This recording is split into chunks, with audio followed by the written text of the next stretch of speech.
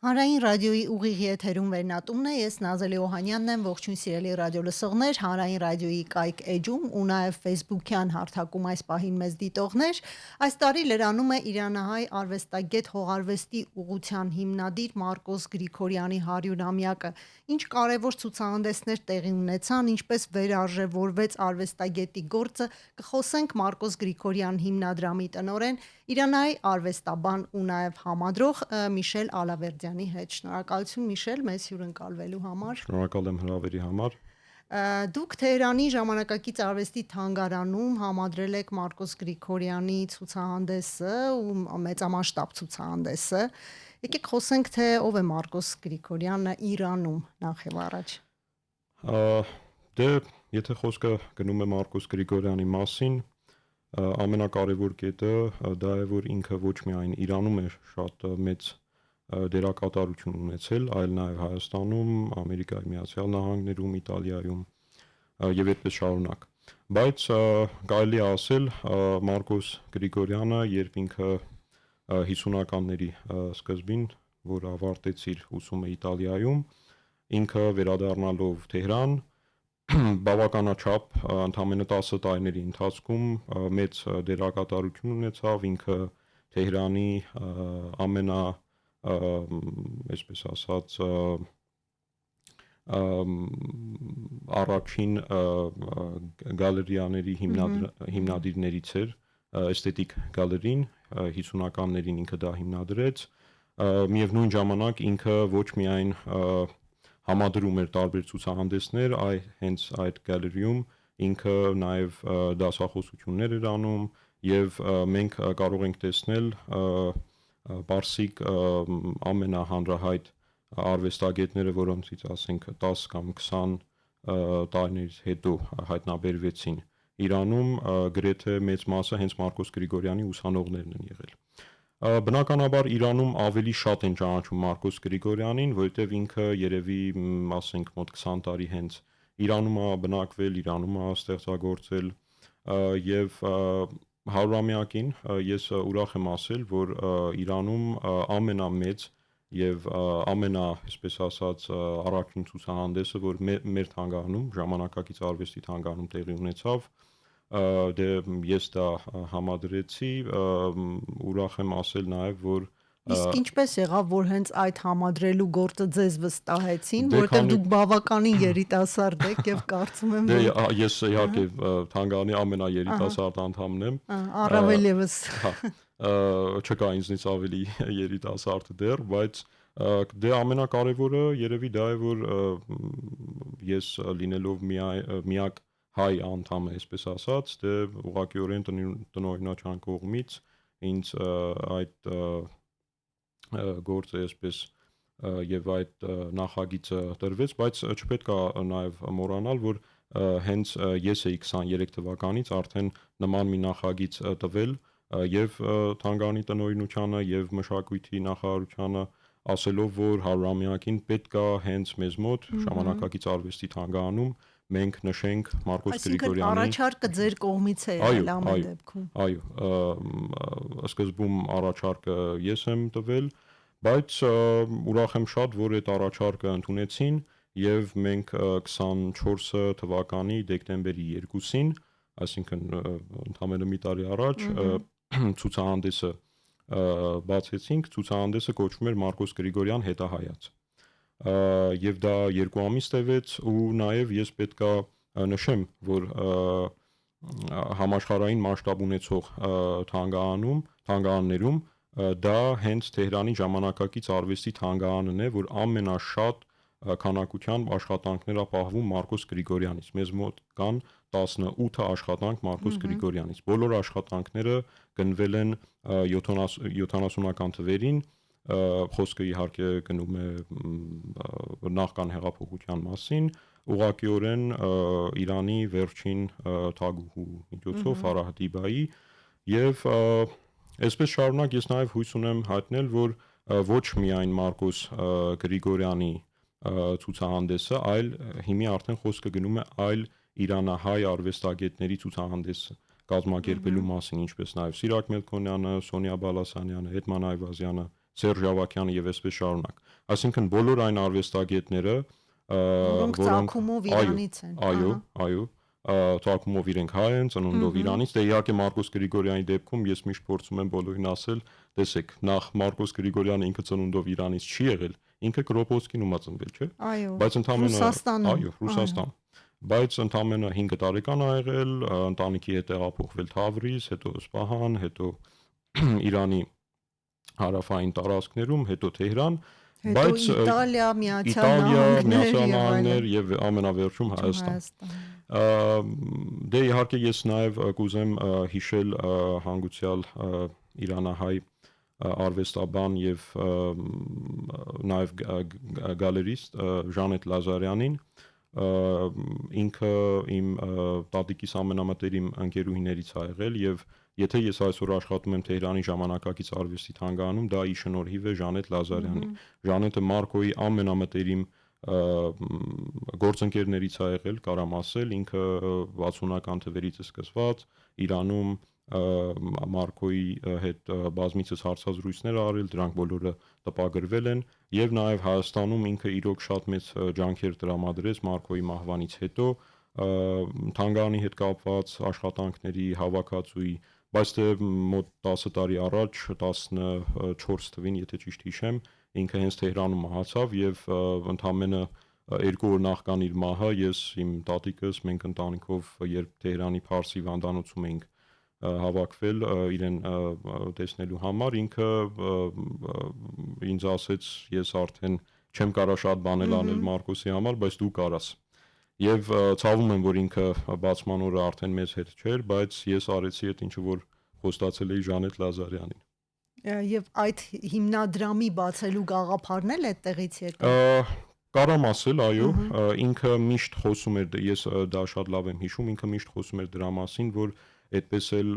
տեղի չունեցավ եւ գոյություն չունեցավ Մարկոս Գրիգորյան հիմնադրամը, բայց անկեղծ ասած հիմնադրամի այսպես հիմք դնելը այդ նախ շատ հեշտ չէր, անկեղծ ասած, թեկուզ ես չեմ կարող ասել հիմա հիմնադրամը ինքը շատ ամուր է, որովհետեւ եթե խոսքը գնում է այնպիսի արվեստագետների մասին, որոնք ցավոք չունեն ժառանգորդներ, դե Մարկոս Գրիգորյանը իհարկե բոլորս գիտենք, ինքը ունեցել է մի աղջիկ, որը ցավոք շատ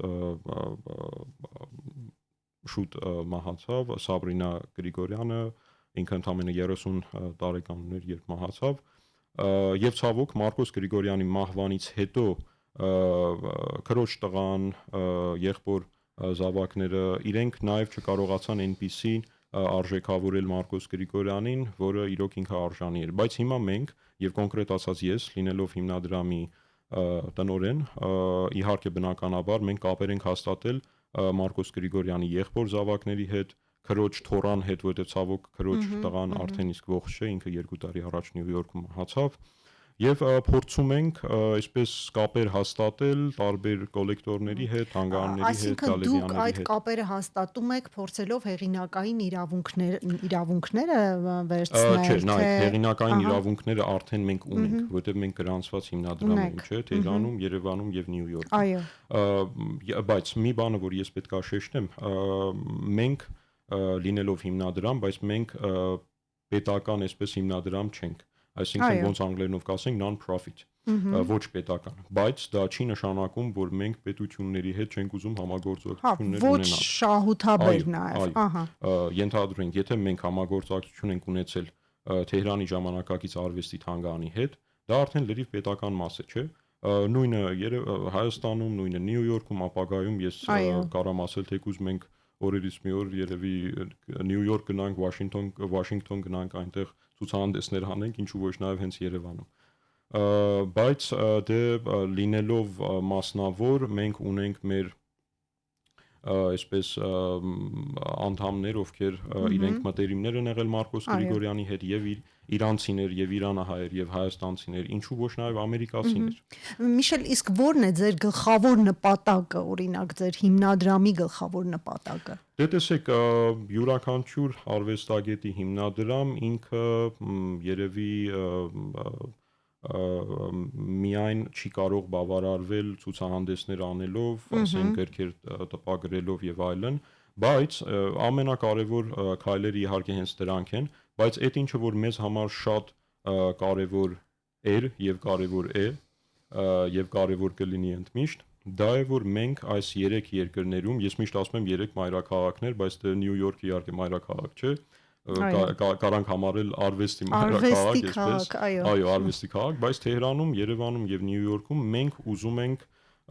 այսպես հիմք դնել հենց Մարկոս Գրիգորյանի ժառանգության համար, այսինքն ուզում ենք նախ հետաքրքիր է որ երևի սա առաջին անգամն է ձեզ ասեմ, որ մենք այս պահին աշխատում ենք հենց Մարկոս Գրիգորյանի գրքի վրա։ Դա արդեն 24 թվականից ենք սկսել աշխատել, սա ինչպիսի մի աշխատանք։ Պատկերագիրքն է դա, ալբոմը։ Ալբոմ, այո։ Բայց այնտեղ լինելու է նաև հոդվածներ եւ եթե իհարկե այնպիսի մեծ ֆինանսավորում լինի, մենք նպատակ ունենք այդ գիրքը 3 լեզվով տպագրել՝ պարսկերենով, հայերենով եւ անգլերենով։ Իսկ առայժմ հայերենով պիտի լինի։ Չէ, դա ընդհանրապես լինելու է մի գիրք 3 լեզվով՝ անգլերեն, հայերեն, պարսկերեն։ Այդ բոլորը հենց այդ նույն գրքում։ Իհարկե նայած ֆինանսական այսպես ուժերին եւ այլն, բայց այդ ինչը որ շատ կարեւոր է Մարկոս Գրիգորյանի ժառանգությունն է նախ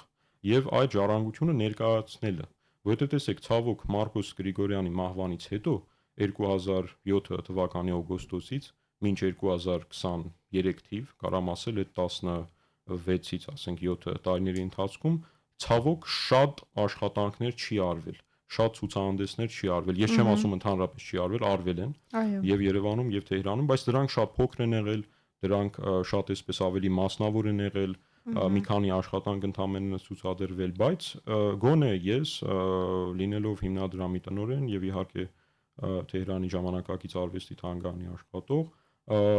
փորձեցի ամենամեծ ցուցահանդեսը անել, ամենաառաջինը անել հենց մեր թանգարանի գրեթե 50-ամյա գործունեության ընթացքում եւ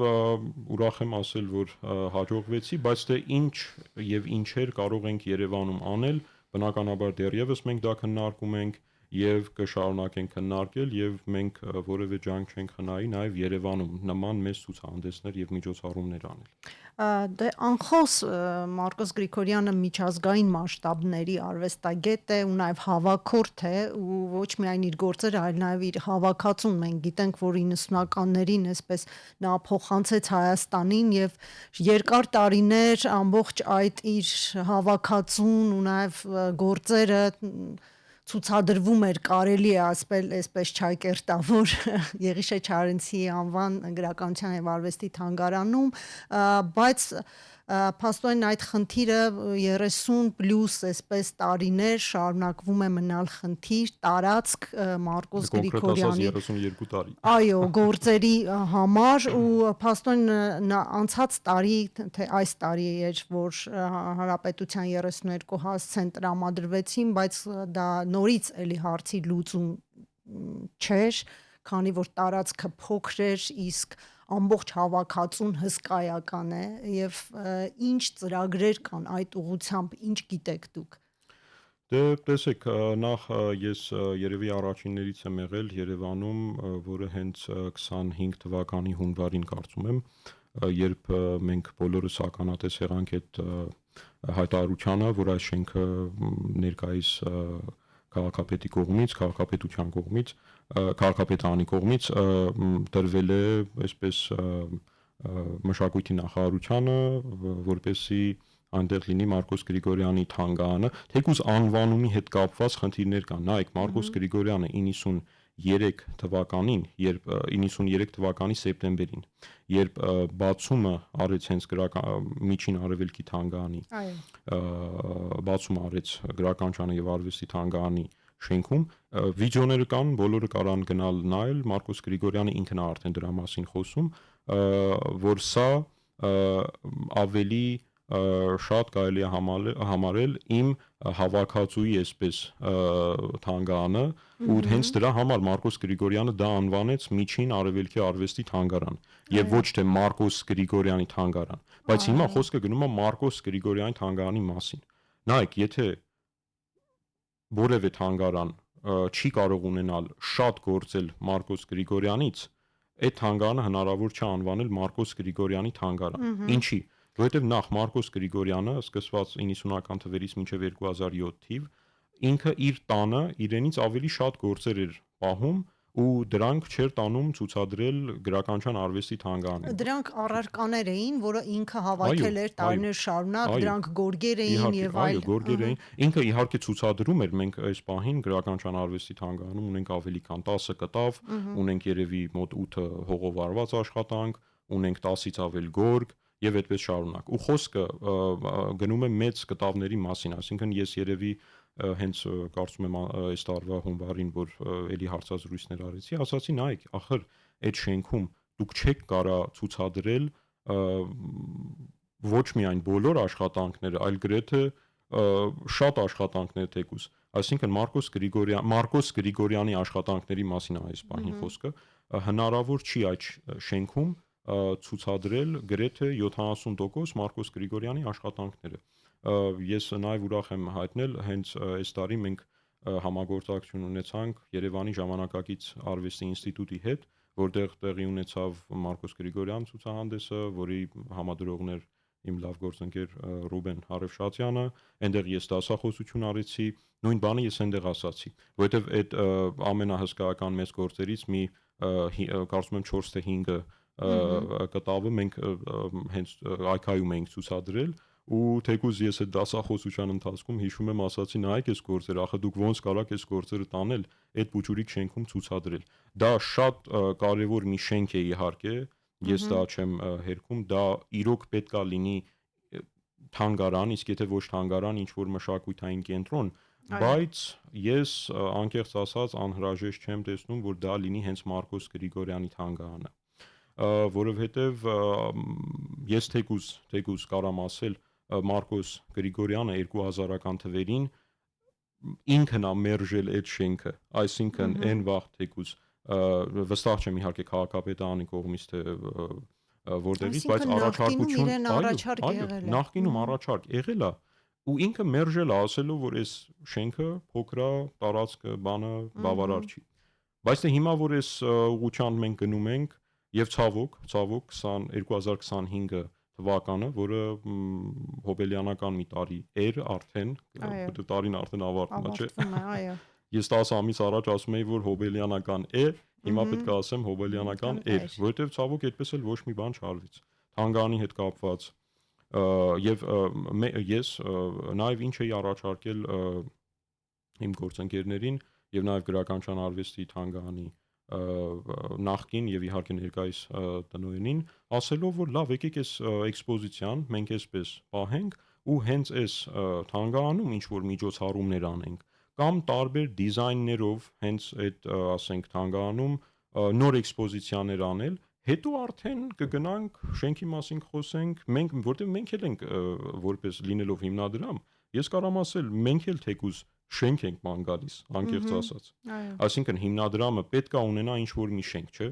կամ ինչ որ մի օֆիս, այսպես ասած։ Դե իհարկե մեզ մոտ մի փոքր բարդ է, չենք կարող կողորոշվել այդ ամենը Թեհրանում անել, Երևանում անել, Նյու Յորքում դժվար իհարկե, բայց գոնե այս երկու մայրաքաղաքներում ես կարամ ասել, եթե մենք մեր օֆիս ունենանք կամ մեր շենք ունենանք Թեհրանում, բնականաբար ավելի շատ այցելուներ կունենանք, ավելի շատ մարդիկ կգան կտեսնեն աշխատանքները ու չպետք է նաև մոռանալ, որ Թեհրանում ավելի շատ աշխատանքներ կան Մարկոս Գրիգորյանից եւ թանգարաններում, ոչ միայն ժամանակակից արվեստի թանգարանում, այլ թանգարաններում եւ նաեւ մասնավոր հավաքածուներում։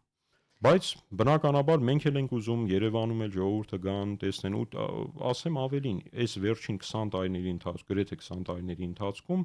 ինչքան շատ իմ պարսիկ գործընկերներ, ընկերներ իրենք գալիս էին, թեկուզ ոչ միայն գործընկերներ, գալիս էին Երևան ու արդեն ոնց որ գիտակցաբար գիտեին ուր պետք է մոտենան, տեսնել, այո, ժամանակակից արվեստի թանգարան։ Չէ, դրա մասին չէ, իհարկե խոսքը Մարկոս Գրիգորյանի մասին է խոսքը։ Գիտեին արդեն կգնանք Արամի փողոց, այնտեղ մի հատ փայտե դուռ կա, կմտնենք ներս, կգնանք երկրորդ հարկ, կտեսնենք Մարկոսի աշխատանքները, լուսանկարները եւ այդպես շարունակ։ Բայց ախր հիմա որ արդեն այդ տարածքում չկա որևէ հետք Մարկոս Գրիգորյանից, ու գիտեք մի փոքր էստեղ արդեն ես այս վերջին անգամ որ գրականության եւ արվեստի թանգարան էի ներս մտել մի փոքր իսկապես ազդվեցի ինչի որովհետեւ Մարկոս Գրիգորյան ինքը մոտ 20 տարի այդ շենքում եղել է, չէ՞, ամեն օր ինքը առավոտը շուտ այդպես որ ես լսել եմ իհարկե։ Ինքը գնում էր այնտեղ, մինչև ասենք կեսօր մնում էր բան։ Այդ ոնց որ մենք ես եւ իմ գործընկերները երբ մենք գնում էինք այնտեղ, ոնց որ զգում էինք Մարկոսը ինքը դեռ կա, այսինքն այդ աշխատանքները նայելով, ֆոտոները, բաները, բայց դե հիմա ցավոք չկա որևէ մի հետ։ Դուք ինչպես եք տեսնում, դուք կուզեիք որ այնտեղ լիներ, այնտեղ մնար, այնուամենայնիվ։ Նայեք, ես կարամ ասել, այդ տարածքի հետ կապված բնականաբար նաև շատ խնդիրներ եղել են եւ նույն տարածքում մենք նաև խոսում էինք ասում ենք Ուղղակի գործերի պահպանության հետ կապված նաև։ Այո։ Բայց գոնե ես կարող եմ ասել, գոնե այդ տարածքում Մարկոս Գրիգորյանի գրեթե բոլոր աշխատանքները ցուցադրվում էին։ Գիտեք, այսինքն, եթե կա այնտեղ 10, չգիտեմ, 2 կամ 3 գորգ, եթե կա 8 հողով արված աշխատանք, կա 10-ից ավել կտավ, գոնե 90% Մարկոս Գրիգորյանի աշխատանքների մասին է խոսքը։ Գոնե 90% այդ բոլոր աշխատանքներից այնտեղ ցուցադրվում էին։ Բայց հիմա ախր այս նոր շենքում թեկուզ հնարավոր չի այդ 90%-ը ցուցադրել։ Այսինքն ես տեսնում եմ այդ օրը, եթե այս շենքում ամեն ինչը հաստատվի, դա դառնա Մարկոս Գրիգորյան թանգարան, ես իրոք չեմ զարմանա, որ տարիներ շարունակ մենք չտեսնենք Մարկոսի յուրաքանչյուր աշխատանքները։ Այսինքն ու հետո ուր պետքա գնանք այդ աշխատանքները տեսնել, երևի պահեսներում, չէ՞։ Դա խնդիր է, իսկապես խնդիր է ժամանակակից արվեստի համար տարածք չկա, այնուամենայնիվ Երևանում մենք եթերից առաջ էինք այդ մասին խոսում, այստեղ խնդիրը ոչ միայն Մարկոս Գրիգորյանն է, այլ նաև մեր շատ արվեստագետներ այսօր տարածք են փնտրում իսկապես ներկայանալու ցուցադրվելու եւ հատկապես ժամանակակից արվեստ ներկայացնելու։ Մենք ունենք ընդհանրապես կարծես թե Գաֆէսճյան արվեստի կենտրոնը, որը փորձում է այդ բացը ինչ որ կերպ լրացնել, այո, բայց փաստորեն դա ու ես այստեղ պետք է իհարկե նաեւ նշեմ 2016 թվականին իմ կարծիքով որպես այստեղ արդեն համադրող ամենալավ ցուցահանդեսը Մարկոս Գրիգորյանից տեղի ունեցավ հենց Գաֆէսճյանի արվեստի կենտրոնում, որի համադրողն էր իմ լավ ընկեր Արմեն Եսայանցը, շատ լավ մի կատալոգ տպվեց եւ ես ուրախ եմ, որ գոնե նման բարձր մասշտաբով նաեւ ցուցահանդես արվել Մարկոս Գրիգորյանից ու ես հիշում եմ այն ժամանակ միշտ ասում էի, ես ինչ լավ կլինի Մարկոսի աշխատանքները հենց այստեղ մնա ու ընդմիշտ ցուցադրվեն, բայց դե բնականաբար այդ բանը հնարավոր չէր։ Շատ լավ, եկեք ինչ որ չափով վերարժևորենք, փորձենք վերարժևորել այն ինչ որ արվեստագետը բերել է, որտեղ մենք որքան էլ այսպես խոսենք, մեզանից շատերը կարծես թե չեն գիտակցում արվեստագետի մասշտաբները, այսինքն իր արվեստի մասշտաբները կամ արժեքը թեկուզ եւ այստեղ վերարժևորման խնդիր կա, այստեղ հասկանալու նաեւ խնդիր մենք ունենք նախ եւ առաջ եւ հետո նոր նյութական հողի վրա դնել այս ամեն ինչը։ Օրինակ ինչպես է, եթե փորձենք համեմատել, տեսեք ասում են, որ Մարկոս Գրիգորյանը Իրանում ժամանակակից արվեստի հիմնադիրներից է։ Նա նույնիսկ գուցե Հայաստանում էլ ինքը ժամանակակից արվեստի հիմնադիրներից մեկը կարող էր լինել եւ այդտեղ մենք պիտի այսպես արժանին մատուցենք։ Դուք ինչպես եք տեսնում այդ ընդհանրապես եւ այնտեղ ինչպես է գնահատված, այստեղ ինչպես է գնահատված եւ ընդհանրապես ինչպես պիտի դա լինի, որ մենք այդ գիտակցությունը ի վերջո ունենանք։ Տեսեք, նախ ես պետք է ասեմ, Իրանում բարեբախտաբար Մարկոս Գրիգորյանին շատ բարձր են գնահատում։ Ես կարամ սկսել ինձնից, ես լինելով Թեհրանի գեղարվեստական դպրոցում եւ հետո լինելով Թեհրանի արվեստի համալսարանում որպես ուսանող, ես իմ մի քանի դասախոսները հենց եղել են Մարկոս Գրիգորյանի ուսանողները։ Ես կարամ այստեղ անուններ տալ Մեհդի Հոսեյնին, Մոհամմադ Էհսային, Ղոլամ Հոսեյն Նամին եւ այսպես շարունակ։ Եվ դա ինչ էր փոխում ընդհանրապես ձեր կրթության մեջ, մտածողության եւ այլն։ Նայեք, ամենակարևորը դա է, որ եթե դուք Թեհրանում ասենք ուզում եք արվեստագետ դառնալ, գնում եք դպրոց, գնում եք համալսարան, այնտեղ դասախոսները դասընթացներ են կայացնում հենց Մարկոս Գրիգորյանի մասին։ Ես չեմ կարող ասել միայն Մարկոս Գրիգորյանի մասին, բայց յուրաքանչյուր ժամանակակից արվեստի մասին, պատմության մասին, ինչպես նաև Մարկոս Գրիգորյանի մասին։ Այսինքն յուրաքանչյուր պարսիկ ուսանող, թեկուզ Z generation-ի մասին եթե խոսում ենք, նույնիսկ Z generation-ը գիտի, որ 50-ական թվերին Մարկոս Գրիգորյանն ա եղել, որ Թեհրանի կոպիտ ասած երրորդ գալերեան ա բացել եւ հիմնադրել, էսթետիկ գալերեան։ Հենց նույն 50-ական թվերին էլի Մարկոս Գրիգորյանն ա եղել, ով Թեհրանի առաջին բիենալեն ա համահիմնադրել, եթե ոչ հիմնադրել, ապա համահիմնադրել։ Կատալոգները, ֆոտոները ու այդ բոլորը մենք նաև հիմնադրամում փորձում ենք այդ բոլորը թվայնացնել։ Մենք բավականաչափ հին ֆոտոներ ենք ձեռք բերել ու էլ ասեմ այնքան Մարկոս Գրիգորյանին բարձր են գնահատում, որ մենք էլեկտրոնային հասցե ենք ներկայացրել, ասելով, որ եթե ինչ-որ մարդ ունի հին ֆոտոբան, մեզ դիմի ֆայլ ուղարկել են, ոչինչ, հələ այդ հին ֆոտոն էլ բերել են տվել են, ասեն սա էլ ձեզ ստորագրության բան, մենք այդ բոլորը փորձում ենք թվայնացնել։ Եվ հուսամ երևի 26 թվականին արդեն այդ բոլորը կլինի marcosgrigoryanfoundation.com կայքեջում։ Բայց ինչի Մարկոս Գրիգորյանին Հայաստանում շատ նախ չեն ճանաչել շատերը, որովհետև Մարկոս Գրիգորյանը երբ 90 դե ինքը իհարկե 80-ականների վերջում եկավ Հայաստան առաջին անգամվա համար, բայց կոնկրետ ասած հենց 91 թվականից սկսված ինքը գալիս էր, գնում էր։ Այստեղ դե հասկանալի է, որ խորհրդային ժամանակներում ժամանակակից արվեստը բայց նաև պետք է նկատի ունենալ, որ Մարկոս Գրիգորյանը արդեն այն վաղ ինքը երևի 65 կամ 6 կամ 7 տարեկան էր ու գնալով արդեն մենք կարող ենք տեսնել Մարկոս ու շատ հետաքրքիր է Մարկոս Գրիգորյանը վերջին իր 20 տարիների ընթացքում, որ գրեթե ինքը ասենք 10 երևի 8 տարիների ընթացքում, որ ինքը հենց Հայաստանում էր բնակվում, կարճ ժամանակա ընթացքում իհարկե, ինքը դեռևս ստեղծագործություններ անում էր իհարկե բնականաբար, բայց ոչ այնքան, ինչքան Իրանում ա արել։ Ես ձեզ ասացի, Իրանում ամենաշատ աշխատանքները մեր թանգարանում են նախ եւ հետո մասնավոր հավաքածուներում։ Նյու Յորքում իհարկե աշխատանքներ կան, դուք Johnson Museum, որ գնաք կտեսնեք Մարկոսի աշխատանքները, MoMA-ում կտեսնեք եւ այդպես շարունակ։ Բայց այդ ինչը որ Հայաստանում պետք է արվեր առնվազն վերջին 18 տարիների ընթացքում, դա էր որ պետք է ավելի շատ ցուցահանդեսներ արվեր, պետք է ավելի շատ գրքեր տպվել, ավելի շատ դասախոսություններ արվել ու մի մոռացեք, եթե խոսքը Մարկոս Գրիգորյանի մասին է, նաև մենք պետք է իրանցի։ Դուք փորձեք դա անել, ի վերջո։ Հիմա ասենք դա ձեր հիմնադրամը հենց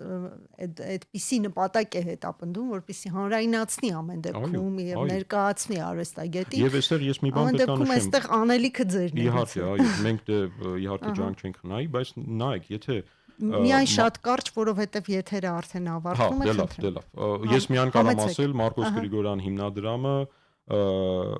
բոլորը պետք է համարեն որպես մի կամուրջ, որը մենք ուզում ենք Թեհրանի եւ Երևանի միջև կապեր հաստատել, մենք շատ շուտով իրանցի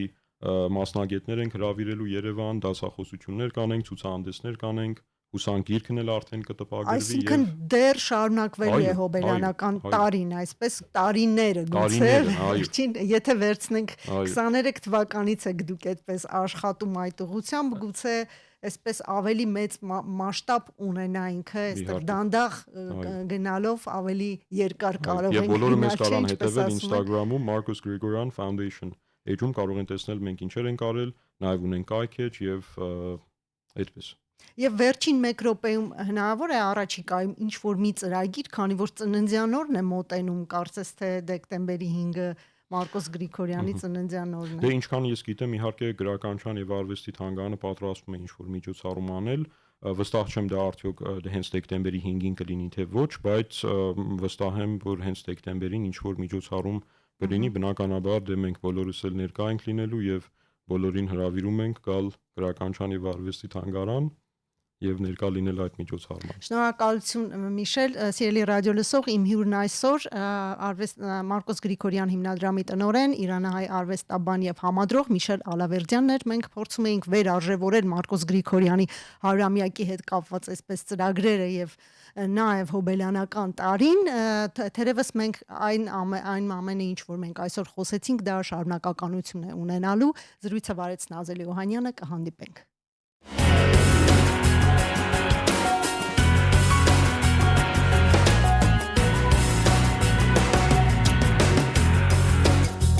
Վերնատուն